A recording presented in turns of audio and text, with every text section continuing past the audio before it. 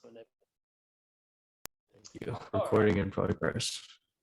Now your vocal mic sounds like it's at a really low sample rate, like it's getting a lot of clicks in it. Just strum something on your guitar. Oh, is it? Yeah, like give me 1 sec. I have issues sometimes with the audio.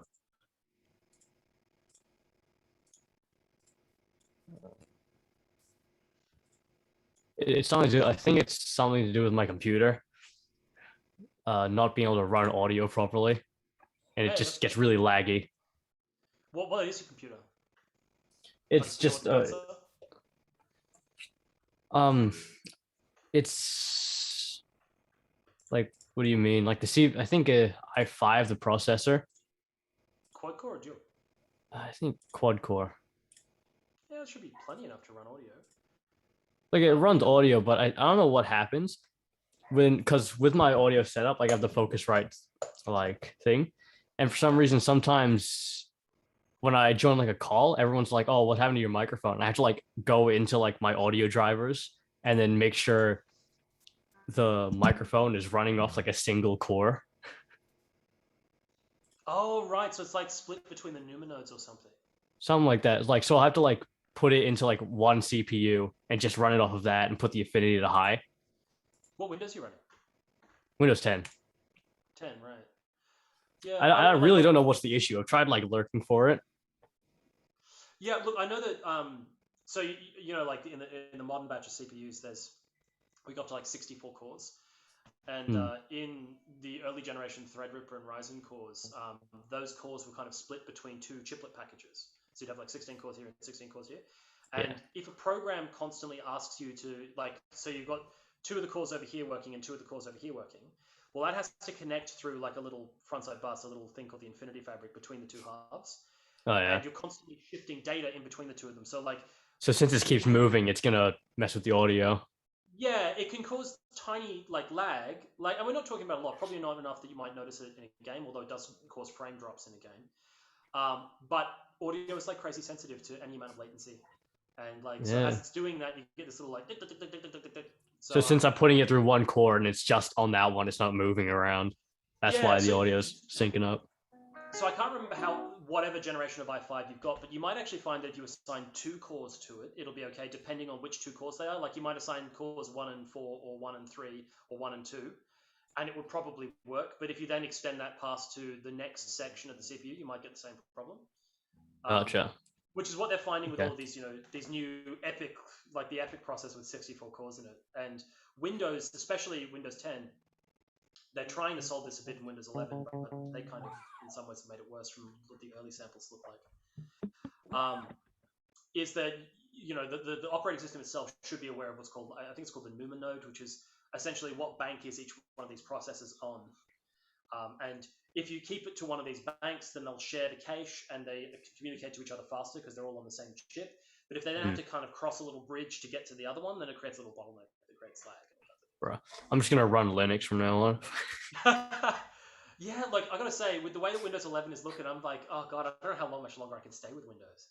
I don't like the aesthetic of Windows 11. It's because it has so much shit running in the background that you don't need. What about that update on Windows 10 where they're like, what you need is more advertising direct from Microsoft? It's like, do you know how hard I work to remove all of your advertising?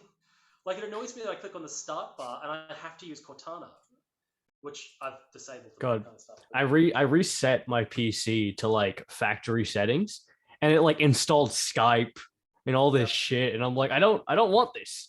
I don't need this. Yeah. Here's the next thing, of course, before we actually get onto a music lesson. Yeah. The next thing in Windows 11, right, is that in order to change your browser, right, or any file type away from the default, you have to do every extension individually. There's no more. You can't say assign to all versions of, say, M4A, MP4. What's the other ones, like M4W or something? There's a whole bunch of ones that are M4, and they're all MP4 codecs, but they have slightly different extensions on them. Bruh. And normally what you just do is go assign video types to this player. Like I install VLC, assign everything to VLC. Whereas now what you have to do is go to the Windows panel and do it one by one. So HTML gets opened by Firefox, but HTML that gets opened by what's that one called? It's Edge, right?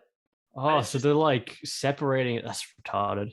Yeah, and the only way of changing it is to go through each one individually. So you've got to click like 400 times to change all of your file types to the extension that you want it to be opened with.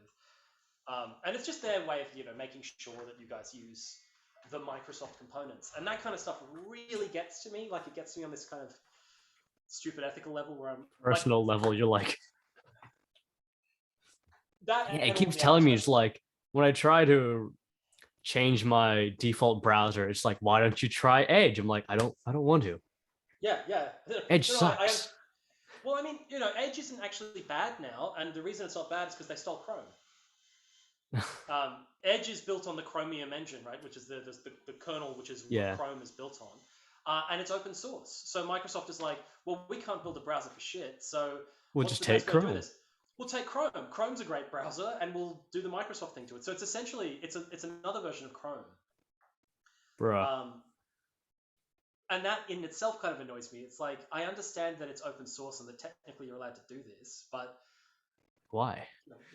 You have the money, make your own engine. Yeah, it's such a dodgy way of staying competitive in the market. Oh, I'll just take whatever the leading engine is, and I'll steal that. Yeah, well, for me, I use Firefox, so. Yeah, I largely use Firefox too, and I don't know why I'm still holding out on it as a bastion. I kind of like it, although like I don't mind jumping on Chrome. Like I don't really care too much about that. The other thing that really annoys me is just the advertising. Like every time they update Windows now, like that they put in all these new sets of advertising, and like your start menu has stuff in it that you don't own, and it's ads for like I hate 365. It like installs like stuff like McCafe or something like that. I'm like, where do I even get this? I have to like go into my startup and like disable everything. Yeah, because there's so much stuff on startup. McAfee antivirus and Norton antivirus are huge. They don't even do anything. Well, they're virus scanners theoretically, but they're so mass labeled that most viruses know how to work around them. Yeah, and it's not even that. It's like just you have firewall. Firewall works so well. On top of all of that, they take up so much system resources, and they're installed by default and can be really hard to uninstall. Yeah, you have to like actually go into like the settings and all that and fully uninstall it, and it'd be like, are you sure? Yeah. Why don't you resubscribe? I'm like, no, I'm here to get rid of you. Yeah, so I don't know. Linux is looking better and better as the years go on, and especially now, like the Steam Deck's getting released. And the last reason why like I really haven't moved over to Linux is that gaming has always been crap on it. It's because nothing supports Linux, and like everybody that uses Linux tries to mod Linux into everything. Well, as it turns out, like I said, their Steam Deck, their new game console, runs on Linux. So no wonder it can run everything.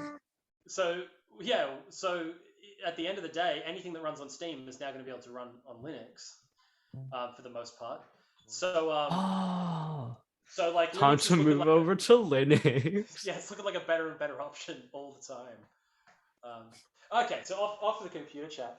Okay, so you said you hit some brick walls with it. So can you show me anything what was happening, or can you talk me through what was going on? Like I think my biggest issue is just trying to find the chords fast enough. Okay, can you tilt your camera down a little bit? Oh, yeah. And you mean fast enough to improvise, or do you just mean fast enough, like just fast enough to like know where I'm going? Like, for instance, you were like, there's the chord progression, right? Yeah. And I was going through it, and I'm like, every time it took me like half an hour just to get through the chord progression, because I would sit there and be like, look for the chord, look for the root note. Okay, then bring this closer to where I want it all to be. So find the inversions.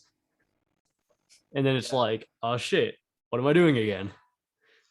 Yeah, okay. So what I would suggest in that instance, actually, what we're going to do next week, confusingly, like normally I keep everyone's lessons the same, like the bass group and the guitar groups. Whereas the bass group kind of did lesson 3 in their lesson 2. I kind of combined it, so they're a lesson ahead now. So the lesson we'll be doing next week, which is about just standard chord progressions, things that you need to know and memorize in order to kind of be able to start really engaging with stuff, will be really helpful for that, because I said it last semester, great place to start, just go between 1 and 5 and you'll learn those locations. Like here's C, right? C to G. Okay. If we do that with inversions, it would be C to G. All right, then we get the next. Because 1 to 5 is really close to each other. Well, I mean, realistically, they're all really close to each other. Like, you know, here's 1, 2, 3, 4, 5, 6, 1. Well, 7, and then 1. So you can get them all right on top of each other. You don't have to move at all. The trick is seeing all that, and yeah, it's practice. Now, fortunately, chord progressions are crazy repetitive. So if you know where 1, 4, and 5 is, then you know pretty close to where everything else is, right? Like, sorry, I'm being called. Just gotta tell my mom. That's cool.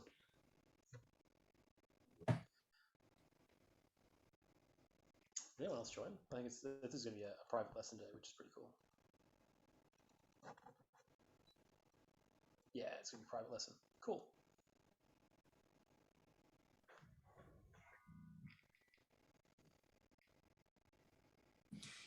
Yep. Sorry about that. No, that's cool. Totally cool. So, so what I suggest for you is the same kind of thing I suggested to bass players. In 3 places on the neck, learn a simple chord progression. 1, 4, 5, for instance. Yeah. So we might go say C, F, and G. Right? We're just going to focus on those G, G, B strings for right now. All right. The next one up the neck would be C, F, and G. All right. Then we go further up the neck. C, F, and G.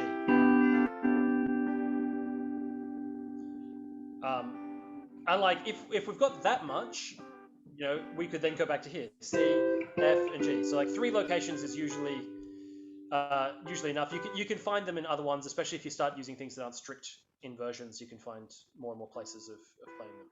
So that's the same as the first one, right? So C, F, G, da, da, da, C. My stuff is not tuned. G, da, da, da, da, C, F, G, ba, ba, ba.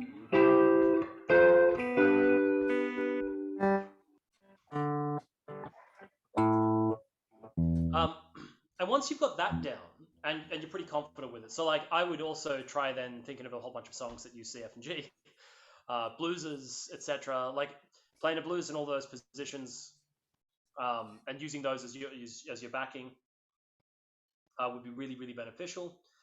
You could then try combining them, like you might go C, C, F, F, G, G, C. 3 positions, C, C, C, F, F, F, G, G, G, C.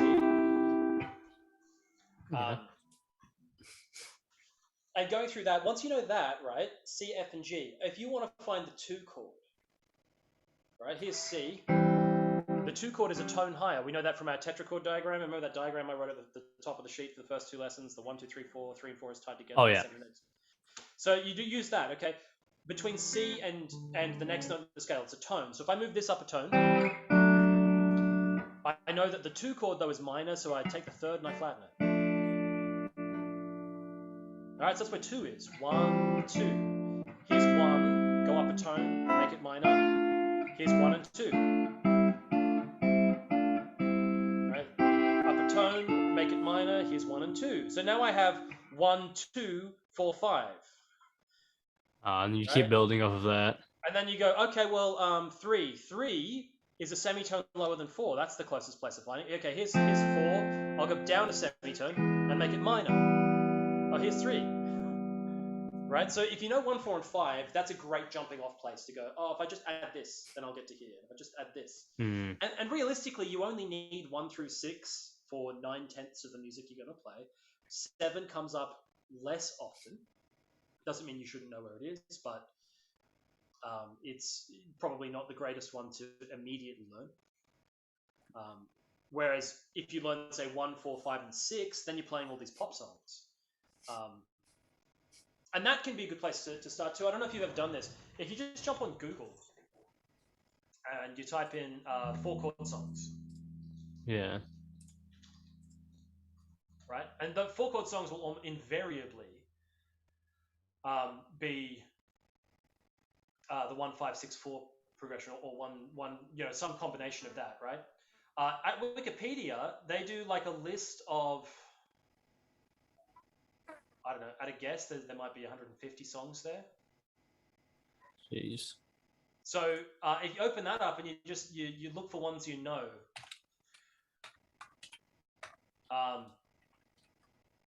Demons by Imagine Dragons. They even tell you the key, which is kind of nice. When the days are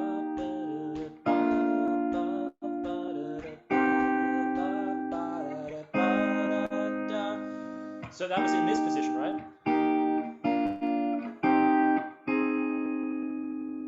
All right. So that's 1, 5, 6, 4. And you do it a few times like that. Days are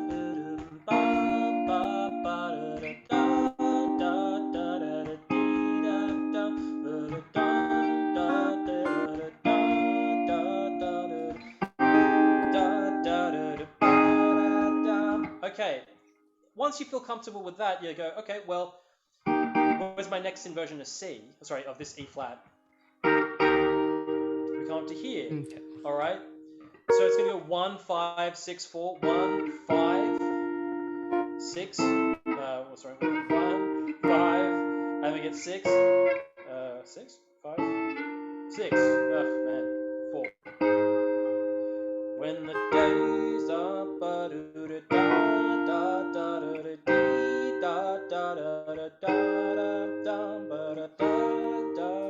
And you can just do that with every song. That's the 4 chords. If you do them in 3 positions, right, it will start coming back at you. And one of the things that I would focus on initially is not caring so much about the name of the chord, but caring about the number. All right.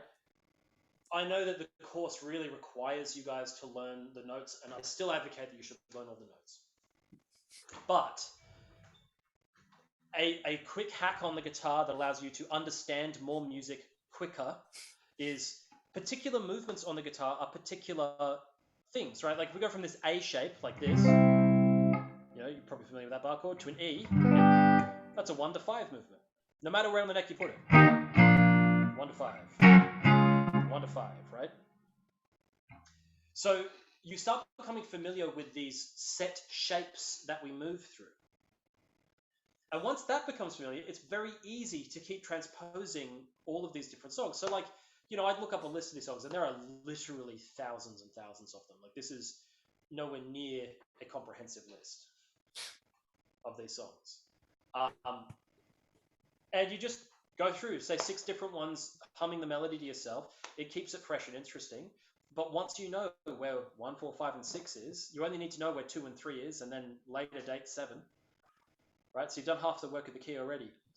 And when it becomes interesting, or when it becomes really useful, is on a more advanced piece of music, like the one we were talking about, where we get E major 7, so that's a 1 chord. Then we get B minor, E7, A major. Well, that's a 2-5-1 in the key of A. Right, so here's A, and the 5 chord would be here, and the 2 chord would be a tone above the 1 chord. So it's like we go E major for a bit, we go into A, so we're going to go 2, 5, 1. Then we go to 1 minor, well, that's just a simple change there. Then we have the equivalent of the jazz box step here. E, up to 6 major, 2, 5. This is another really common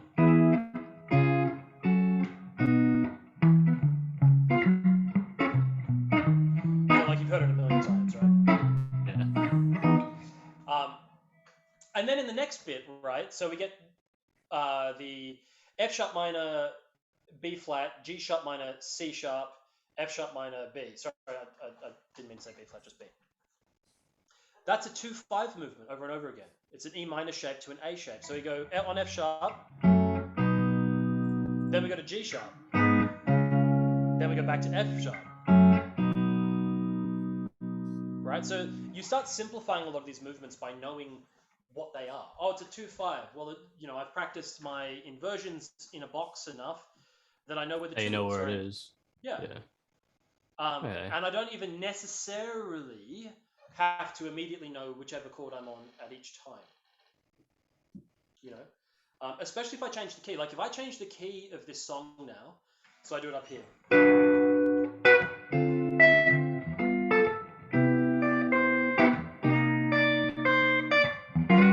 And as long as I know the chord position, like the numbers, I don't really need, like, I need to know the chords, but I don't need to know the chords. Yeah, and I think what you'll find is that a lot of people who do a lot of really heavily improvisational music quite often think less in terms of strict notes. I mean, there's kind of two schools of thought. If you grew up on a piano, you probably think entirely in notes. It's really easy. It's staring you in the face the whole time. It just seems easy for you. But in instruments like guitar, a lot of the time people visualize it as the notes in the scale in the sense of 1, 2, 3, 4, 5, 6, 7. I'm using a flat 3. Oh, I know what that is because I know where 3 is. Move down fret. And they visualize the whole thing as they're playing as just that, as the natural numbering system and as which part in the scale we're doing. So that when I'm playing a line, I know that that's minor third, major third, 5, 6, 1, flat 7, 6, 5, 3. And that's the same if I do it up here. Right? Same deal. Minor third, major third, right? But I might not be able to tell you. In fact, I definitely wouldn't be able to tell you the notes of that as fast. I could tell you the notes. Like, I know my neck well enough to do that. But to me, there's very little value in me worrying about whether or not I was playing a G sharp. That's not part of what I need to do, because what I want to do, especially as a musician that's very heavily improvisationally focused, is I want to know what my availabilities are and what they sound like. And attaching the name to that isn't as helpful as attaching the number, because the number is going to be applicable and transposable across a whole range of chords. Yeah, like I found it weird because I started thinking like that, like less about what notes I'm playing, kind of like how to get to a position through like kind of understanding how to move to that. Because I was talking to someone about like the guitar and how to get like how to do like add nines and all that. And I'm like, oh, you just get the root, move it up. Yeah. And she was like, why don't you just like do the note? Like, why don't you just know the note? I'm like, I don't. Yeah. And like the way my dad always talked about harmony would be like, he's like, okay, well, you want to find out what a D7 sus4 is. So a D, we have the notes D, F sharp, and A. So what would be the fourth note of the D scale? So let's go work out the D scale. And, sit through that, work out the D scale. Okay, well, now we know what the fourth is because we figured out what it was from the scale. I always just found it was too much thinking. You have to like go up. There's a lot of this kind of, I have to overlay this and I have to overlay that. And look, but then like honest, with the guitar, it's like, oh, you get the third and you move it up. Step. I found that a lot easier than having to like, because that way you permanently, that's cool. It's kind of a like flat 9 augmented. It's kind of something weird's going on there. It's cool. Yeah, what did I just do? Yeah, so like I found it a lot easier to think about it in like, look, all roads lead to Rome. It's the same thing in the end. If you're thinking, I've got 1, 3, and 5, and I know where according to where 1, 3, and 5 is, I know where these other notes are. The one problem with this whole notes thing, though, is that you also need to know all of the key signatures of all 12 keys, and it's funny. I do know all of those things, but I still find that as an abstraction on the guitar. Like, that's like I then have to work something out in order to work something out. That's too much thinking. And I'm always looking for fast paths because, like I said, like I'm primarily an improvisationally focused musician. So I want it now. I don't want it in 30 seconds, even if that 30 seconds of work would have been good for me. I need it probably in half a millisecond because I've got to be able to choose these things on the fly. And then ultimately, the thing I'm most interested in is not thinking about anything at all and just creating melodies in my head and transferring that to my fingers. Now, That's what I generally try and do when I'm playing guitar and doing improv. I'm just like, this, I can hear what I'm trying to do. Can I do what I'm hearing? All right. Well, today's lesson is going to be a way of you structuring your practice in order to get that to happen more regularly. We're finally reaching today's lesson. Yeah. I'm assuming you don't have anybody go after this because we're running a little bit late. Nah. Right. So, like, one of the things that I found for years is that if you use scales exclusively, they don't hammer home the important notes enough for you to always get something that sounds musical. You're kind of just sound like shit. Yeah. Sometimes it can work really well. You know, like in certain styles of music against certain chord progressions, it'll work really well. Surprisingly, it works like crap against the pop chord progression. It's very hard to just use C pentatonic, even though that's in the key of C, and make that really sound like the kind of stuff you hear on an album. So how to get around that? Well, step one, focus on chord tones. And as a beginner, I think one of the problems with doing the scale method is that you immediately have too many choices. You know, like we're playing an A blues, and you know that I can play all of those notes played by a pentatonic scale. That's still 12 choices. You know, and that's a lot to constantly decide on. Every single note you play, you have 12 choices. So it's a lot, you know, and part of the reason why we apply scales or we apply arpeggios and things is to limit our choices down so we have fewer options.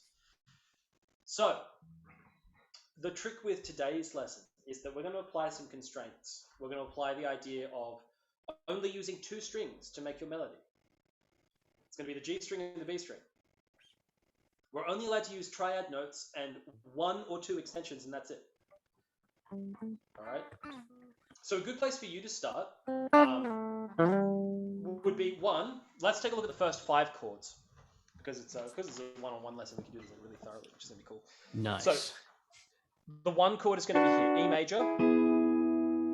All right. If we stand this up, the 5th of E major is a B, right? So if we stand that up and then we make a minor shape like this E minor shape here, root inversion. That's your B minor. And then E7 is going to be the same shape as this, but we're going to put the pinky on 9 here. All right?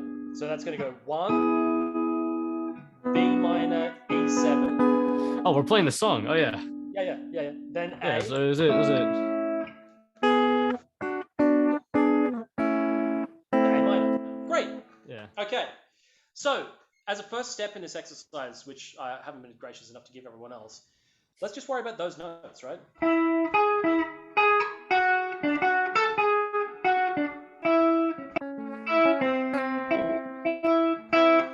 Right, there are melodies to have there. Give it a quick go, right?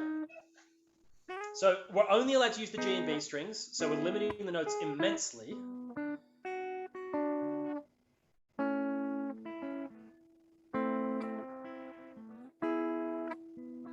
Yeah, don't go any further in the song. Just take the first 5 changes. Yeah. Okay, so like, I'll give you an example, right? So just going to use just triad notes, no extensions, just those 2, right?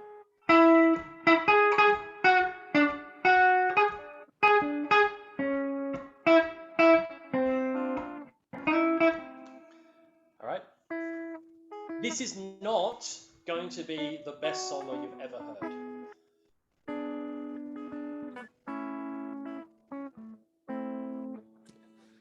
Okay, nice. give it a whirl. Just on 2 strings. And what we're going to do is add a bit of rhythm.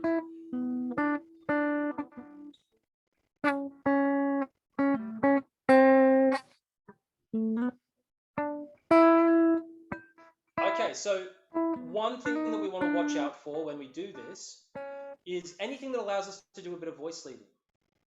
All right, and voice leading is where there's something that's a semitone apart. All right, so in the first 2 changes, if we're doing the D and G string at the moment, there's not really anything that changes there by semitone. Obviously, this note's going to be really important to hit because it's the one that changes between those 2 chords, right?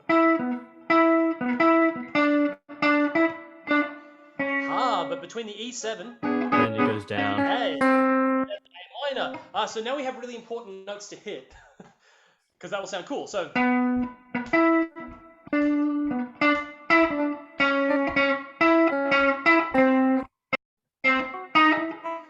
All right, so now that thing's starting to sound more musical because we're hitting chord tones that are distinctly different from one another every time the chord changes. So it's very informative for our ear. We can go, oh, I hear those chords.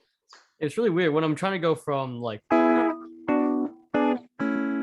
this chord, since I can't get this, so we're just doing the middle two, I can't hear that chord anymore.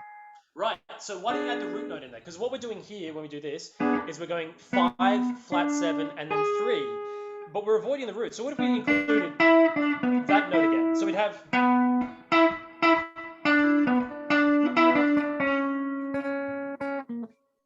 Right, so now that we've got that E in there, it helps it sound a little bit more like an E7 than the B minor. All right. Now, whether or not we needed the E there in the first place, or whether or not we needed the B minor there in the first place, we could have probably just done an E7 over that bar as well. Because functionally, their whole job is to announce the A. So if you play an E7, that'll announce the A as well as a B minor and E7 will, because that's a 2/5 change, and 2/5's whole point is to announce the new tonic or the temporary tonic. Anyway, so the constraints that I applied to this melody that I came up with was triad notes and 1 or 2 extensions, notes found on G and B strings, only using crotchets. So this is a jazz player technique where you do improvisation, but the improvisation is at a set rhythm that doesn't get to stop. And it puts a certain amount of pressure on you, but it also takes away the problem of trying to phrase anything. Right, so we might have like...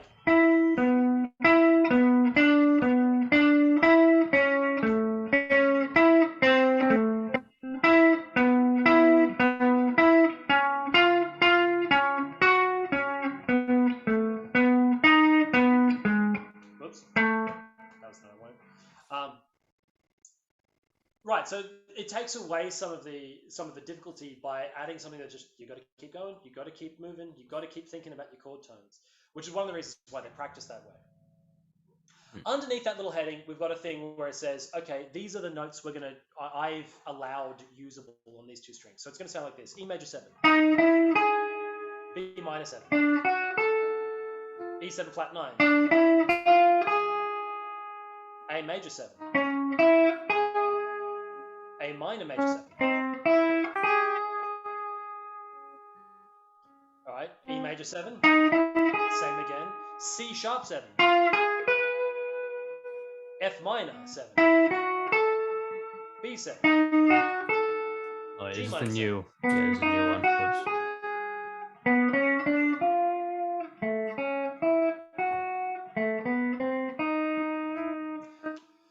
Now, the interesting thing about this is if I just play those, it's going to now start sounding like the chord progression, right?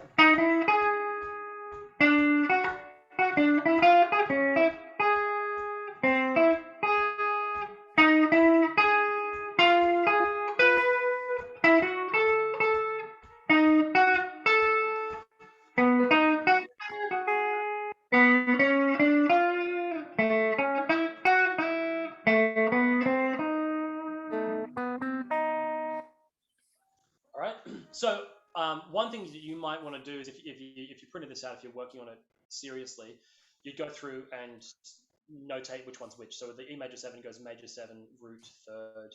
Then on the B minor, we get 3rd, 5th, dom, like flat 7, etc. It's good to know those things. Make sure that, again, you can see them in the chord shapes you're playing. Right? There's no good you playing a line if you can't see what the chord shape is that it's connecting to. So with all these constraints, this is what I came up with. Hold on, I actually have a backing track.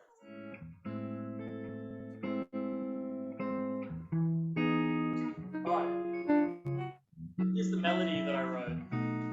We're about to come through the turns. Alright, here's the melody.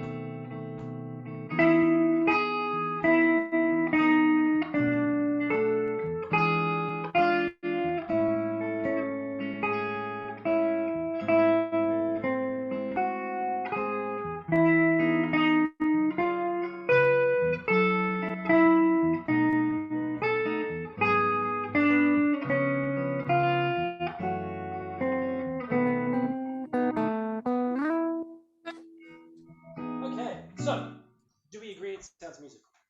Yes. Okay. The next question is why? All right. Melodies have certain features, and there's kind of a theory of melody that's really good for you to start engaging with. A lot of people, they learn the triads, right? Kind of the step you're at. Like, I know the chords are, right? How do I then turn that into something that's musical? Because when I do this,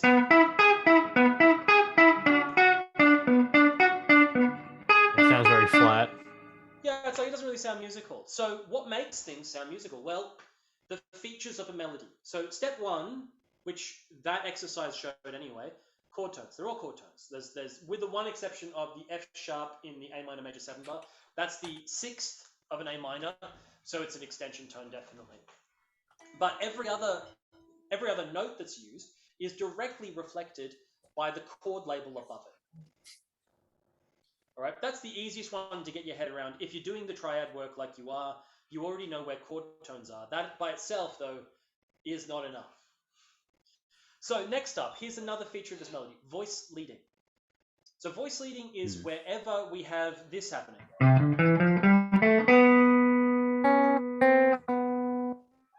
Right? That's called the leading tone because it leads you back to C, right?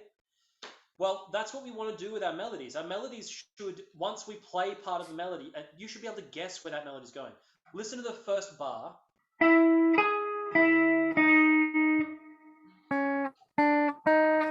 Yeah, no, you had it, yeah.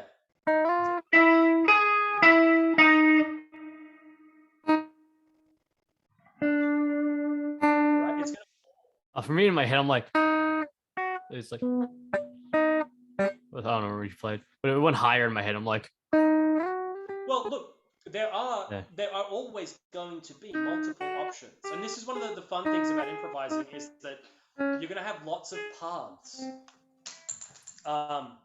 But all of the paths should share something in common. So in this instance, the voice leading takes us down to the 7. Right?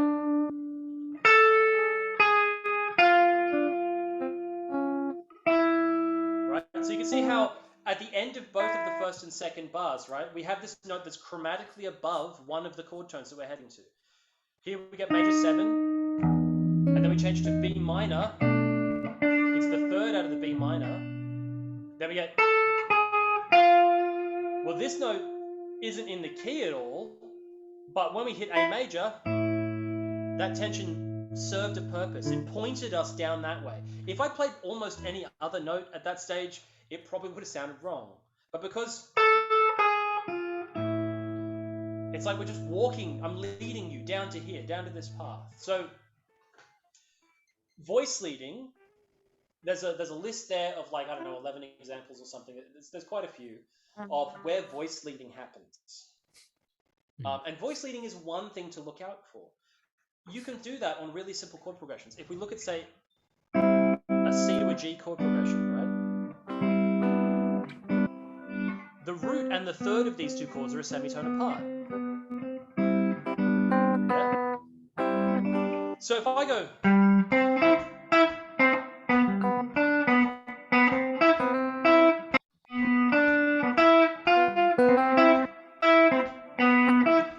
It starts sounding more musical because the melody is still helping us point. It's helping us let us know when the chords change. What wouldn't work so well in that kind of example is if I choose the note that's common between the two of them. So here's C and here's G. The G note is common in both. So if I go...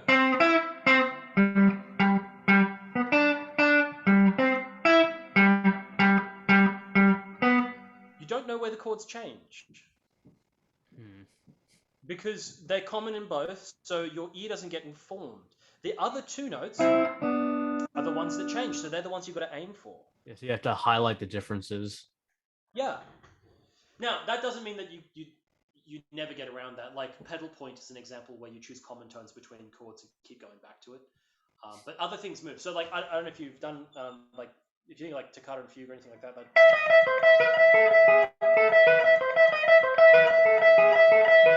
It's the same note. E, E, E, E, E, but everything else is moving.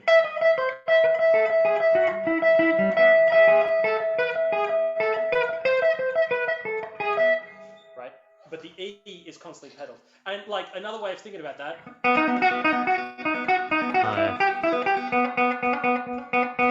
Right, we just got that B endlessly playing, and the song is in the key B. That one was the Yeah, Asturias, right? And the G is a pedal point note, but the rest of it is outlining, like that's, you might notice. Most of those notes are an E minor arpeggio, right? With a couple of tension notes. We've got the 6, the flat 6 from the scale, and the 4. But we don't ever sit on those. The ones we constantly come back to are the E minor arpeggio with a G, and G is the third of E minor. So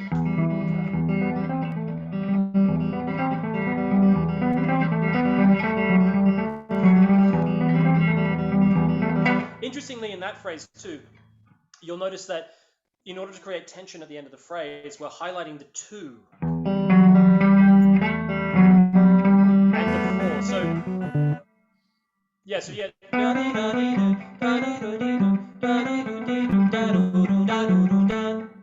Right, that's either announcing a change or it's just creating tension. So when we come back to E, it felt like we went somewhere. Yeah, the.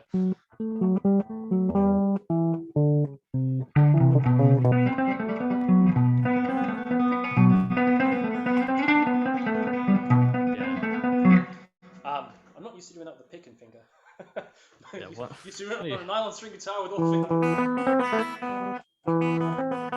Bit of a hybrid. Nah.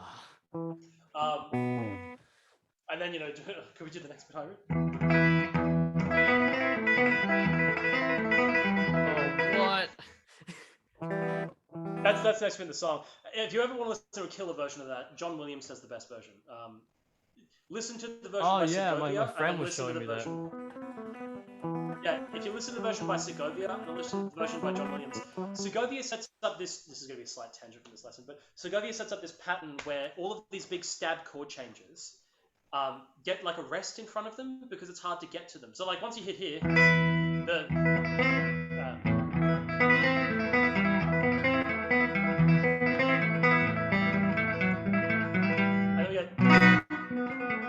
I've seen that one where he's like.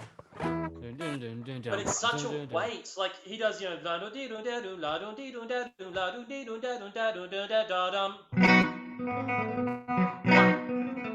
it shouldn't be. It's supposed to be. Should be like right into it and like no rest, just keep going. No rest, just relentless is how it's written, and that's how pianists play it, and it's how John Williams plays it. But pretty much every other guitarist puts in this little rest in between it. It used to drive me insane. But don't get me started on things that drive me insane in classical guitar, because that's a whole other lesson. Like with classical guitar, it's like the way they play chords is you don't touch all the other strings. You just kind of like you're just doing. Yeah, they have an efficiency idea that you only hold things that you need to hold. Yeah. I mean, that's kind of true and kind of not true too. Like, mate, if you ever want to take a look at classical guitar, give me a call.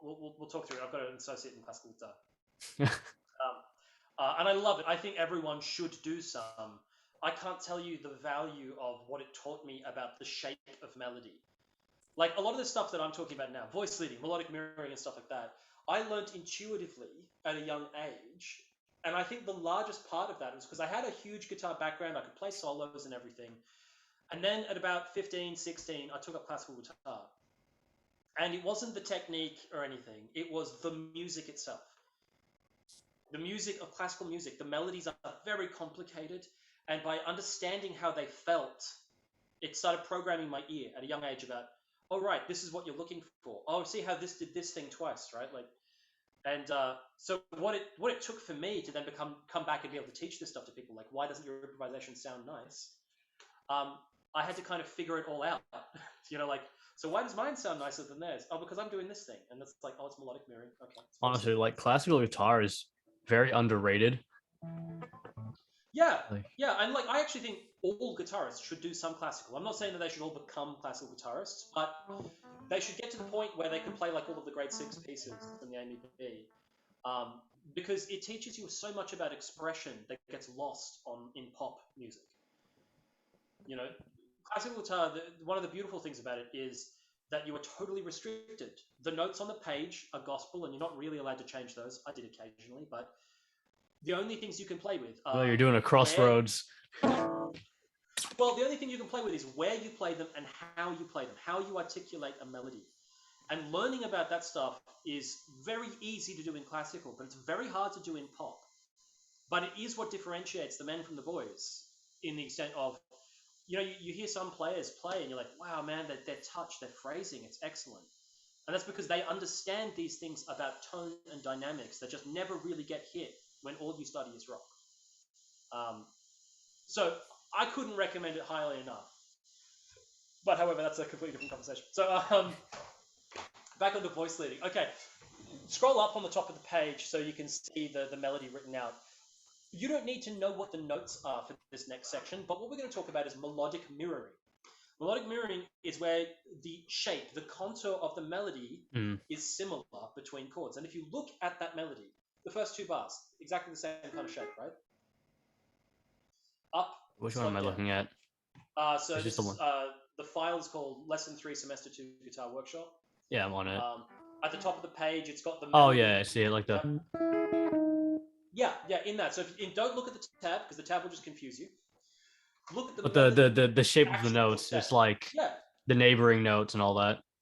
Yeah, so you can see that the first two bars do this, like they go up and they come down 3 steps, and then they go up and they come down 3 steps. The next two bars, we have like a step down, a leap up, and a step down. The last bar changes that slightly. There's a little bit of a surprise there, where instead of going a leap down, go back up, it just keeps going down. But then that shape is mirrored in the next bar, where we have a leap down and then 3 steps up, right? And then the next 3 bars all do 3 steps down, 1 up, 3 steps down, 1 up. All right? That's melodic mirroring, and it's part of what creates this to sound so cohesive. The last 3 bars are like direct mirroring. They are things that are essentially just verbatim copies, right? Like almost the same notes from each chord, but just applied on each chord, right? So we get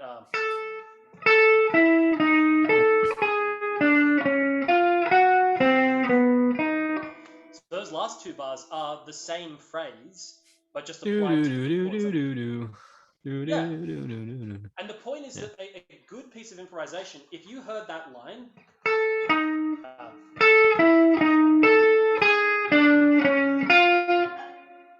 in your head, that next line is playing da da da ba da. Yeah. There should be something about a good melody that suggests what's coming up. So you can practice that intentionally, and quite often when you practice that intentionally, improvisationally, it sounds a bit mechanical, right? But that's fine. You don't need all of your improvisational practice to sound beautiful. You need it to hit things that help inform your ear, so that when you are doing stuff on the fly, it changes what you're going to play, because you'll be able to find things. So we could apply that same kind of shape on every chord, like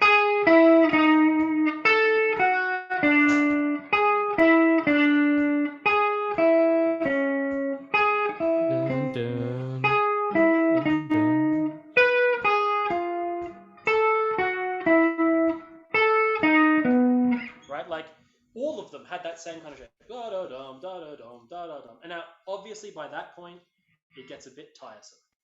Yeah.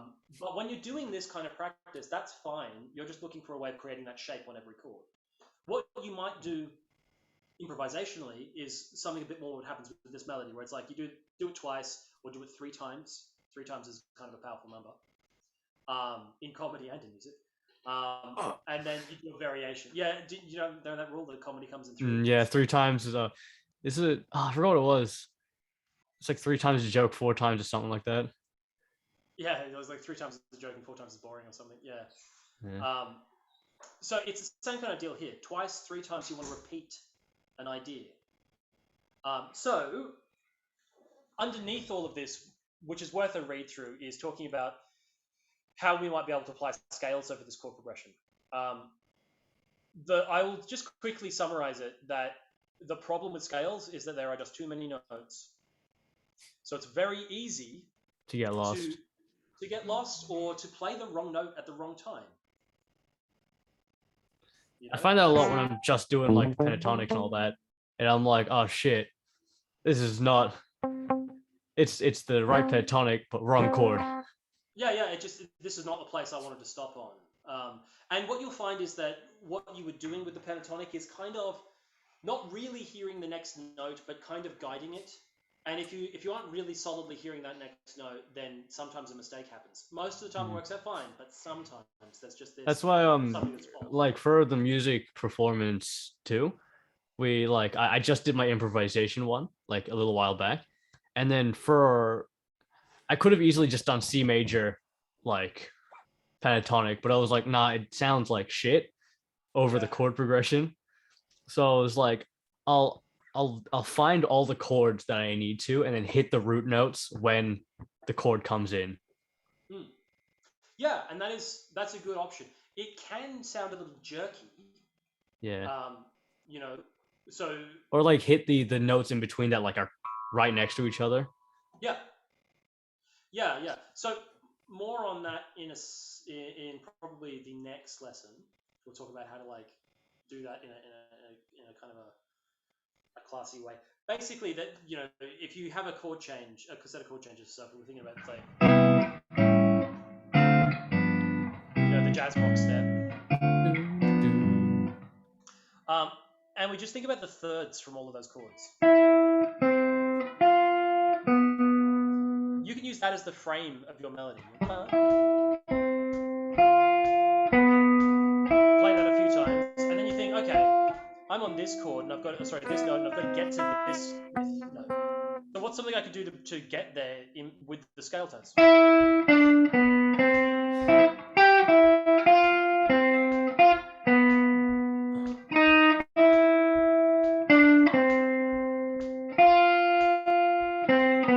Just find a step in between, in expanding it one step at a time. There are other things to talk about too, like encapsulations and things like that. But just worrying about chord tones, voice leading, and melodic mirroring. Let's take the first 5 chords and try something with it. So what I'd like you to do is just on the E major 7, right? If you like, you can use 3 strings. 2 strings might be nicer to kind of limit you, but maybe your idea sits nicer on 3 strings. I want you to find an idea on that chord. Okay? I'll be back in just a second. You find a quick riff, like a quick line.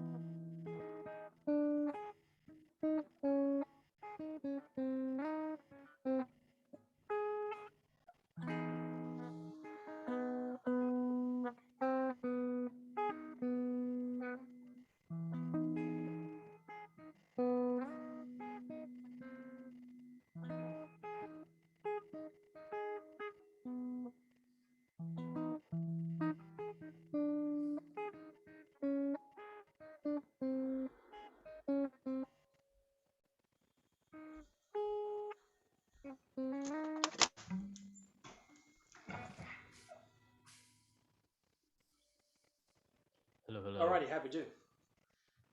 Like, did you mean just think of just on like 2 strings with just the 2 notes?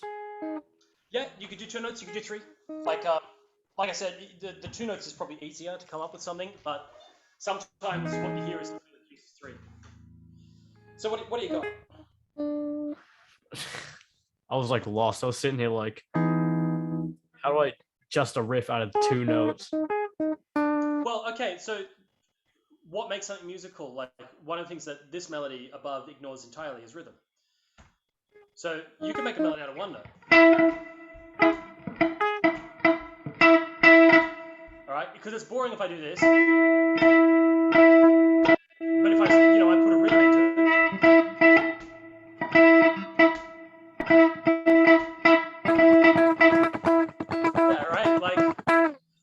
you can get all kinds of things in that that still sound melodic now just by applying rhythm to it. So if we're getting 2 notes, right? That would be an option. So, what's one you like? What's one you like on that E chord? Because what we're going to do is apply that to the B chord.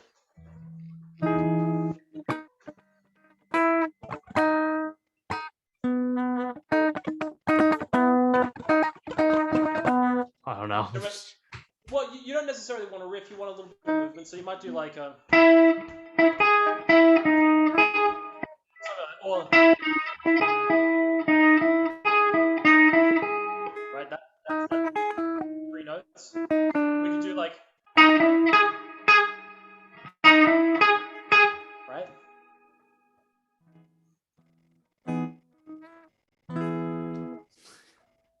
Yeah, or we could reverse it.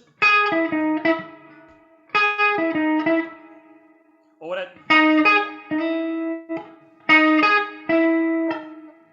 They're all options. It's almost infinite permutations, even with just 3 notes. You can just vary the rhythm, vary the order you play them in, vary how many times you play each of them. This. Whenever I hear this, it reminds me of Up. Right. Okay. I wonder why. There'd be some. Okay, but let's do that. So. Okay.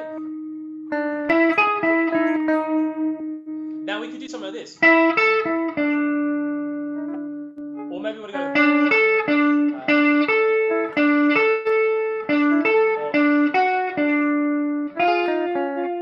That'd be a cool one to do.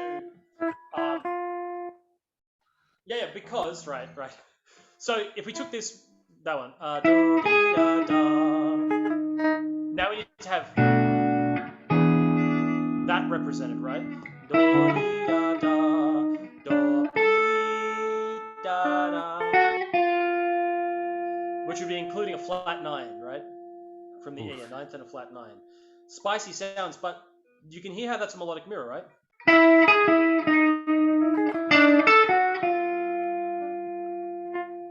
Right? Or we could do...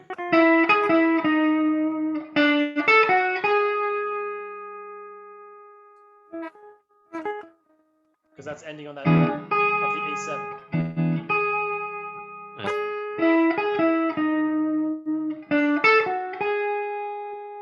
Then we hit this chord.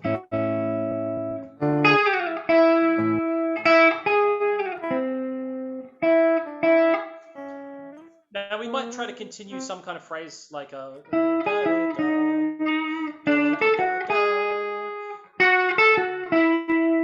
probably you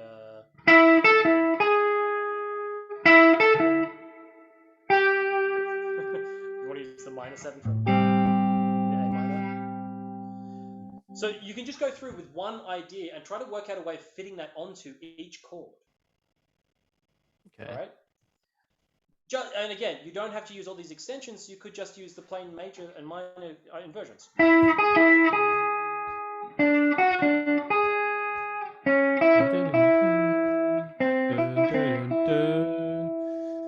Yeah, right? So you can start hearing how that works really, really musically, and that's a great place to start.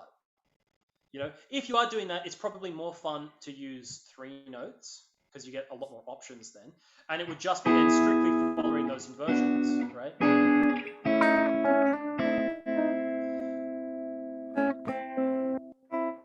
All right, so maybe you go.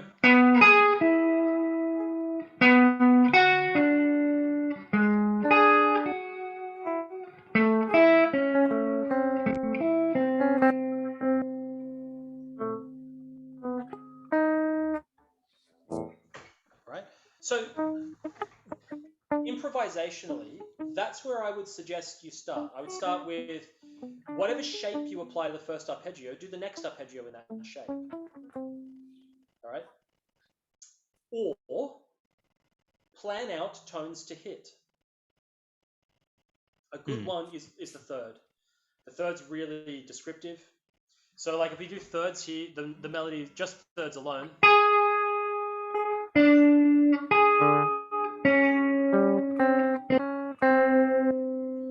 All right? And you play that a few times until that kind of sits in your head like a melody.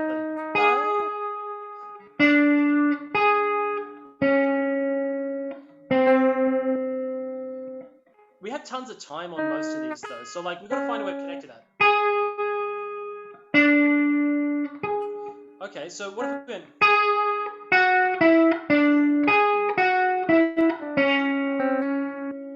So all I did was apply, these two notes essentially between each of them. So.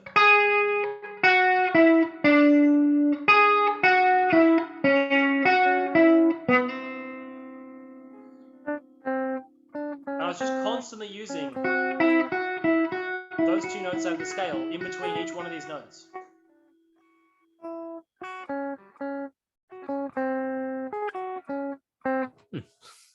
Okay, so your exercise on this week, in order to kind of take a stab at it, one is I would revise just doing those triads again.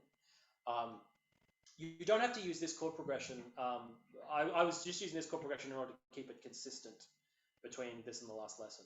Next lesson, we're going to branch out, like I said, to the list of chord changes that I think you need to know and practice with regularly, because you will just keep identifying them in multiple places. But like you could easily start with doing 1 and 5, right? The exercise that I gave the bass players is, if we take 1 and we take 5, but we also add the flat 7s to the 5, so that we get 1, and the 5 chord would be, right? So here's your major, and then a tone below the root is 1 flat 7, and a minor third above the 5th is the other flat 7. So once you've got that many notes, it's really quite fun. You can just nearest note in the next chord, nearest note in the next chord,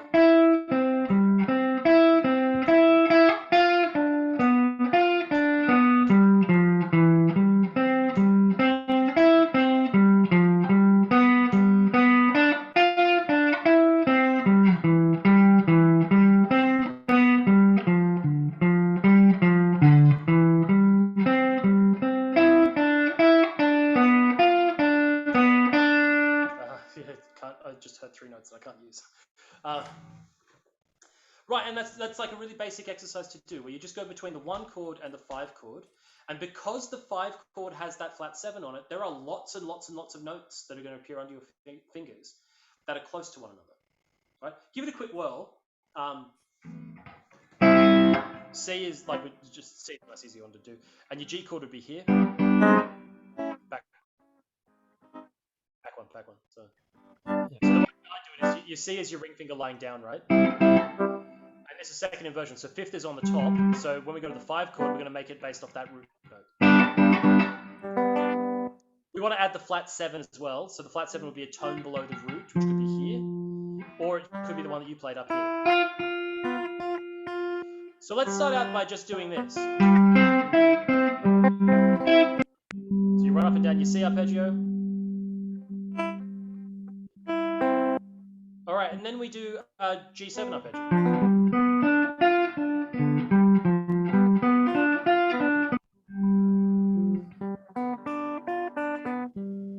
Okay, the game, all right? We play our C chord, play it up and down, and stop somewhere on one of the notes. Where's the closest note from G? Good, now play G up and down from here. Stop. Okay, where's the closest note from C? Now, in this instance, you stopped on the G, and I wouldn't keep it the same, so I'd go to the root note, a 5th down. That way it made it sound like it changed. Okay? Do it again. You'll end up in a different place. Okay, nearest note.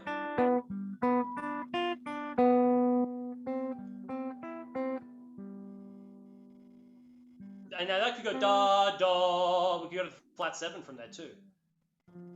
There you go. That's starting the G chord on the flat 7. That's weird. Right? And it's a great exercise to do because all you have to focus on is two sounds in your head. You do need to hear the chords in your head. And all you do is find the nearest note. And you can plan it out where you're like, okay, I changed the G string on the G string like 6 times now. Okay, I'm going to change on the B. Or maybe I'm sick of doing this thing where like... Okay,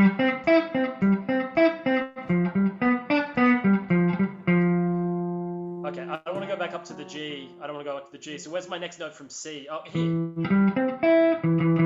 So that would have been cool.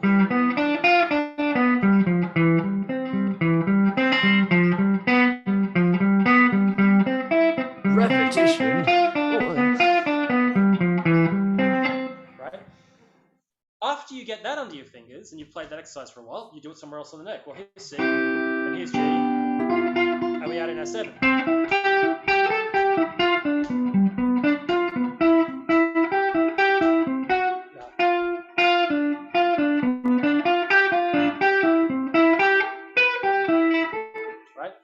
Then you come up again. Here's G, here's C. So and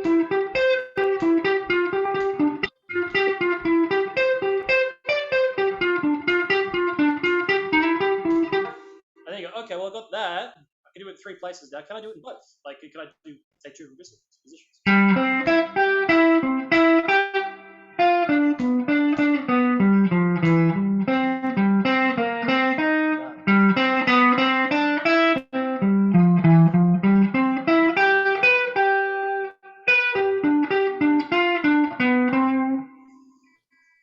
And you start traveling around the neck, and the ideas get more and more interesting the more of the neck you allow yourself to use. The more of the versions you cover, right? Yeah. So for you, that is what I would advise you start on, right? The more of it you do, the more it's going to make sense. Take 2 easy chords. So like I would start on, say, going 1 to 5 and then 1 to 4. Okay. Because they're, you know, your basic bread and butter changes. And all you have to do is do your arpeggio game, come up and down. Now, obviously, all of the same rules apply. When you're doing it like I'm doing it at the moment, where it's kind of da da da da da da da da, I always think it sounds very classical. I was about to say, especially the 1 to 5 and just like dun, dun, dun, dun, dun, dun, dun, dun, dun, dun. Yeah. Now, again, remember, you're not after a genre guideline right now. You just want something to sound musical, and if it sounded musical, full marks. And then just want to make more musical sounds. Eventually, you can start worrying about whether or not it you know, maybe I want to make it sound bluesier or jazzier. And what that will be is minor aesthetic differences. Like instead of going...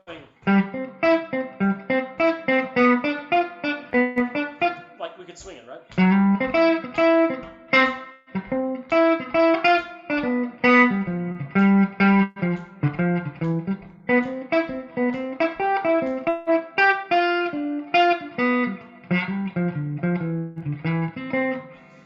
The more you then put a swing on it, the more you then start saying, doing other things with jazz, like maybe doing approach tones.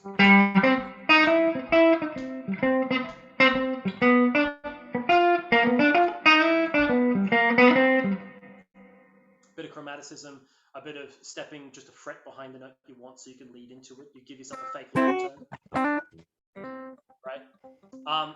And similarly, like, you know, okay, it's going to be hard to make C and G7 sound super metal because it's not a chord progression they might necessarily hit, but you could do the same thing with a metal chord progression, something that, you know, like E minor and B7 could be easy to sound metalier because they're quite dark.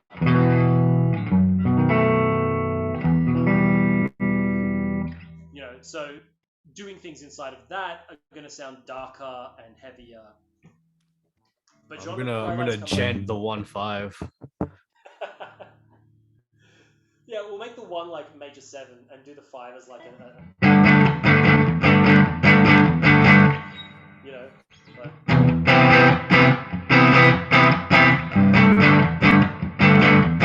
which is kind of more like post-punk, I suppose. But like, you know, we're getting towards gent. Cool. So start on something basic. Look at the notes around each other. Do it in a few different positions. All right, and that will teach you multiple things. It's going to teach you what the 2 chords sound like. It's also going to teach you where 1 and 5 is everywhere in the neck. And then if you learn where 1 and 4 is, now we've got 3 of them. And that's half the work of learning where a key is going to be. Okay. All right. All right, man. Well, if you get through this in the next week or something, and you want to meet up and chat about like, hey, I've got this down. Where's the next step? Yeah, it's another 2 weeks before our next class. Yeah, it's a good chunk of time to work on some of these things. Yeah. And like, it's important to remember too that like the lessons are structured to give you an idea of a concept, and depending on where you're at, you're gonna have to scale it up and down from there. So for you, something nice and simple. Choose 2 chords and just go back and forth between them. Back and forth between chords, learning 1, 4, and 5, and how to get between that. Yeah. Yeah. Alrighty, man. Awesome. So any questions or anything? Anything you got? Or just trying to pack up? I think that's it. Yeah, you got the slight. Yeah. Got the slight like information overload to look about. Yeah. God, like when I went into the lesson, I was like, I got a mad headache, because like I got an Oculus Quest. It just came in this morning, so I've been messing around with it all morning. Like it's just been sitting here, and I'm like, I can't. I'm gonna throw up. Yeah. I mean, like, I tried VR for the first time at one of my friends' place, and the experience of it was awesome. I can't believe how compelling it is, even with terrible graphics. But like, because I have I have a VR for the PlayStation, right? And I played around with that for like a long time. But like the first few days, I remember the first night I played it, I played like Beat Saber or something. Yeah. And then like the entire night I couldn't sleep because I felt like throwing up. Well, I did the really dumb thing, which is that we did it after like a night out, so I was already hungover in the morning. And he's like, "Yeah, let's go through these experiences." And I remember I went through all of them, and then we started playing the Doom game that had just come out. Yeah, and then like if you fall in VR, it's terrifying because your brain's like you're falling. You're like, no, you're not, and your legs go weak. The funny thing about the Doom one is like, in VR they don't want you to use the analog sticks to walk around, which I think is a little annoying. A lot of games do that now. Like on the Quest, you do that. It's just for Doom VR. I think they did that to like it's something to do with the game. It was weird. Yeah, well, it was trying to find a way around it because they wanted people to be able to move, right, like in their own space, but then also be able to cover big distances. And like the first time I teleport jumped to somewhere else, I was like, "Oh, that's a feeling in my stomach." And then like I remember we played for about an hour or something, and then I went and had a shower. I was like immediately threw up. Like, it's not a good feeling the first like hour or two in VR. Yeah, it's like this combined with a hangover is not a great thing to do. That's fun. Yeah, once you get used to it, it's so good. Yeah, and like Half-Life Alyx, I would love to play that. Half-Life Alyx, I can do that now. Yes. Yeah, like I'm watching people play that game. The thing that really struck me was like all of the things people were doing that you couldn't do with conventional control systems. Like I remember there was this one where like head crabs are jumping at him, and this guy's like, "Oh, back up, close the door." And the head crab's jumping at the door, and he just like opens the door a crack and just like shoots through the crack, just like this. It's like, oh yeah, there's no way you could do that with a conventional control scheme. Like that's a new way of solving a problem inside a game. It's a lot of the craziest thing to see is like VR speedruns. People speedrunning like super hot, and they're like, just their hand. Yeah. It looks so stupid, but I'm like, how exhausting. Yeah, but like I don't know. I think I would be down to involve my games, especially action games and things in more physical activity because I am super lazy and I don't get enough exercise. But that would give me a reason to do it. Like the only exercise I really enjoy doing are like activities with people. If I'm going for a walk and talking to someone, I don't really notice that I've walked 20 Ks today. But there's just no way that by myself I'm likely to get myself out for a 20K walk. It's because like when you add a social element, it's immediately more fun. Yeah, and it's the same with like games. At least because like games can be compelling in and of themselves because like it's problem solving and all that stuff. So I got a lounge room where I could make an open plan out. So like if VR came down in price, then like I'd give it a go. And I think Oculus Quest is pretty cheap considering. Is that one powered on Android or is that powered through your computer too? So it's got a Snapdragon Yeah. chip. So it's basically a phone. Yeah. But Yeah, but you don't need a can't PC. you also connect that onto a PC? Yeah, you can. So if you get a link cable, you can connect to your computer and then play other games that aren't on the store. Yeah. Yeah. But if you just bought it standalone, you could easily play like a bunch of games, things like Beat Saber and all that. Yeah. So what does that set you back these days? Like $600? This is 450. Oh wow, okay. And this is like the new one that they released because they before it was like 64 gigs, but then they took that one off the market and now they're selling 126 for the same price. Right.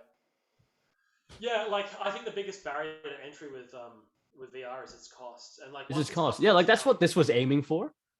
yeah. Like the Once reason that why comes this down, was released is to bring the cost down. yeah, and once that does really come down, like I think it's going to explode because it's a weirdly compelling experience. I remember we were doing this demo at the bottom of the seafloor in the I think he had an old version of the Vive, the HTC one. Oh yeah, that's the expensive one. Yeah, yeah. I mean, he works in banking. Like he's a muso, but like he decided that unlike doing what I did, which is like I'm a muso, so that's fine. I just won't make any money and I'll just do my thing. He's like, I'm a muso. No, I also really like IT, so I'm going to get into banking. It's like, Yeah, fair enough. right? It's like so he has cash to splash around, so he's got a good setup. Um, but like I remember you're on the bottom of the seafloor, and in front of you there's the trench. Oh yeah, and it's like, is that the one with the shark that comes off? Yeah, and it's like it was crazy compelling to come up to the edge of that trench and just peer over it. It's like I'm getting that weird, like I'm staring over A stomach feeling. Like, yeah. There's that one, I forget what it's called, but it's like you're walking a plank over like a building. Yeah. And like the whole thing is just walk. There's like this video of a guy and he's like in it and he jumps. And he hits his TV and it just breaks. Oh, it's Well, I mean, I saw a really interesting idea too. One guy is working on non-Euclidean spaces inside of game mods. that would feel so weird. Just like an endless hallway. Yeah, or like like standard example of a non-Euclidean space. You enter a doorway that's at the bottom of a hill. You go down and emerge at the top of the hill. Right? And it's non-Euclidean because there's no way of making that work inside of reality. There was a great demonstration where it's like, now here's how many rooms are in this house, and he walked around. Then you keep going, and then it just keeps going. Yeah, and it's like, that's like 10 rooms in this house. And the cool thing about that is, if you think about the limited play size space that people have, by designing game environments in non-Euclidean ways, you could literally get people to walk around their floor by constantly shifting the dimensions slightly. There was a game that does that ages ago. I forgot what it was called, but it was kind of like a puzzle game, but it would do things where you just walk around and then you'd walk around a corner and then you'd be in like you'd be in the same room even though you just turned the corner. It was really weird. Yeah. Or like you turn it over, it would be a different room. You go back and it's not the same room anymore, and you'd be like, what? Yeah. How do I go back? Yeah. Things that work like dream spaces, but if you use that in like a less creepy way, like a less just screw your brain kind of way, and with it you allowed it to kind of dictate where a player was moving inside of a confined space, then you could allow them to continue walking inside of their own space by constantly like curving them slightly so that they didn't notice it. So that way you could say walk in a circle but feel like you're walking a straight line by what was getting fed back to your senses. It feels so weird. Which would then let them actually move around in VR in some more plausible ways other than teleporting, jumping, or using an analog stick. Yeah, analog stick. They're releasing like new technologies now that are like, there's this one that I saw, I think its prototype was called like Omni VR, where I don't know how, like I get how it works. It's just like it's this big treadmill thing. Yeah, that moves. And it like latches around you and you just walk on it. I'm like, that's so much. Yeah, and it's like I'm not even necessarily sure that it's necessary, right? Like it's not like to get fun out of VR. You can just the controls is fine. Yeah, the things I am really interested in though are the haptic feedback systems. Have you seen the one recently? The haptic feedback gloves. Yeah, and like they can go. They feel it from a spider leg, or because they use little pneumatic actuators, little balloons that are inflated, and it's amazing that apparently you only need about 2 millimeters of deflection on your skin to model crazy amounts of feedback because our skin actually doesn't squish that far. So like 2 mm is enough to make you feel like you're really gripping something in terms of feedback into your hands. Yeah, like watching people play. I want to. It's like I want to know how it feels. Like I just want to be there and be like, what if? What if? And this one company, like they're still in the prototype stage. So like you need like a thing that's as big as 6 computers next to you. Yeah. But they could model from say water flowing over the back of your hand to a spider crawling over your hand, plausibly. By these pneumatic actuators on your hand. So like, once it's like a big like hydraulic thing system. Yeah, well, I mean not hydraulic, but air. I'm pretty sure instead of. But like, it's really weird. Yeah. So once all that starts coming cheaper and cheaper and cheaper, like I just don't. I think there's going to be a point where people be like, why would you play with a keyboard and mouse? Like, why would you play with a game controller? That's the thing. I don't think VR is going to take over conventional video games. At least not in the foreseeable future. Yeah, I mean, like, well, it really depends on how cheap these things become available. Yeah, like how cheap and like how, I guess, because like I feel like most people still like the feeling of just sitting down and playing a game, and I feel like that's like a feeling you can't change. I don't know, it's weird. Well, I mean, it's. I think it's going to be like differentiated to be the kind of the more casual experience of, sit down and be in your room and play games. But there's going to be, and again, it depends too on how much of it gets monopolized for education and scientific endeavors. Because a lot of this VR stuff is also being repurposed to, say, train surgeons in VR. There was a school in America. They tried to do this thing where basically there's a game on Oculus Quest called Echo, which is like you float around and it's like a contact sport where you have to throw a disc into the other person's, like other team's kind of goal. But you have to float around, you're flying around. And so what they did was they had schools compete against each other with like a team of students in these headsets competing. And I'm like, wow, they're really going. But like there's like a big issue with like, I think it's like Facebook monopolizing on VR. Yeah. Because like Facebook owns Oculus now. Yeah, which was a little disappointing, and I'm not sure I trust Facebook to own a lot of stuff. Yeah, and it's like this thing. It has a camera. It has like motion tracking and all that. So it's like, like if we have a couple more pandemics in our lifetime, I can see the business space picking up on it really easily. Oh yeah, they already are. Like there's already like meetings being held in VR. Yeah. And the more compelling that experience gets, and the more that people have to habituate to it from work, I think the more likely they are to be open to the idea of doing that in their spare time. So that's honestly like the biggest reason why I got this. I'm like, we're in lockdown. I haven't seen someone in like 3 months. Yeah. So me and my friend both got them at the same time. We're like, we're just gonna vibe in VR. Fuck it. Yeah, I like the more the more that kind of stuff happens. I think the more likely it is to take off and become a different avenue into the virtual space part of our life. And especially if there are tools to then like imagine your Facebook page instead was a bit like Minecraft, like way easier to build than Minecraft, but like your Facebook page became a house you designed with the kind of things that you think are cool in it, and people would come to it and hang out in that virtual space. Like that's a really interesting and compelling thing to have happen. So like, it would be like a weird social phenomenon, I reckon. It could be, yeah. And I think where like people were like are like they're in contact but not really, and it would become like a disconnecting thing. It'd be really weird. Well, I seriously doubt that. Like, I seriously doubt that it would be disconnecting. There's a really interesting thing about our brain. Like, that you can program your brain to adopt a new sense. So if we put electrodes in your brain that get stimulated by infrared light. Oh, it's like those people who like put magnets in their fingertips. Yeah, and eventually they can search things, find faults in circuits and things. And that's because what our brain is a blank box that gets inputs plugged into it. And by using it over and over and over again, your brain figures out how to use it. That's how it figures out how to use your eyes and your body. Yeah, that's why babies are such fucking gronks. They don't come out of the womb with like a recipe on how to use this stuff. So that's why like you can see a baby sit there and be like, wow, man, close, far. Oh, that's how this thing works. And they just sit there for ages doing this one. Everybody, it's like who's that? They did the experiment where like they wore glasses that made everything flip upside down, and eventually it flipped back around. Yeah, your brain writes it, and then when you take the glasses off, everything's upside down again. Yeah. So your brain figures out this is the new normal. So, like, for example, if in VR you had wings that relied on you contracting and pulling flight muscles in order to control it, your brain would then learn how to fly with wings. To your brain, there is no difference between VR and reality in that instance. So it wouldn't be disconnecting. Your brain would actually create new wiring. Connect. That's weird. That's an odd thought.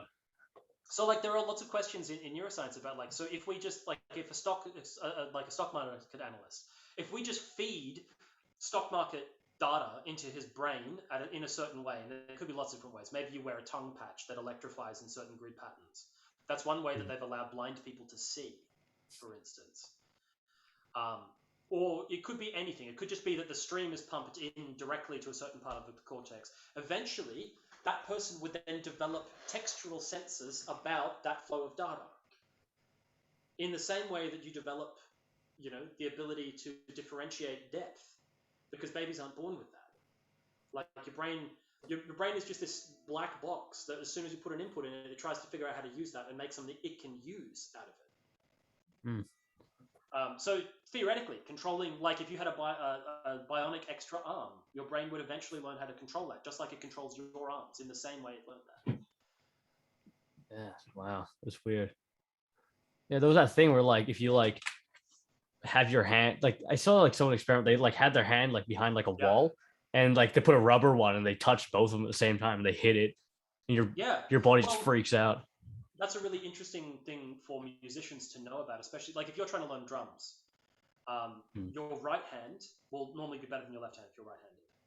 So if you set up a mirror here and practice constantly staring at the reflection of your right hand, your brain will learn how to map that to your left hand. It's a way of actually contributing to a kind of a therapeutic thing, because your brain sees it as your left hand, so it starts learning how to move it like the right hand. Oh, that's weird.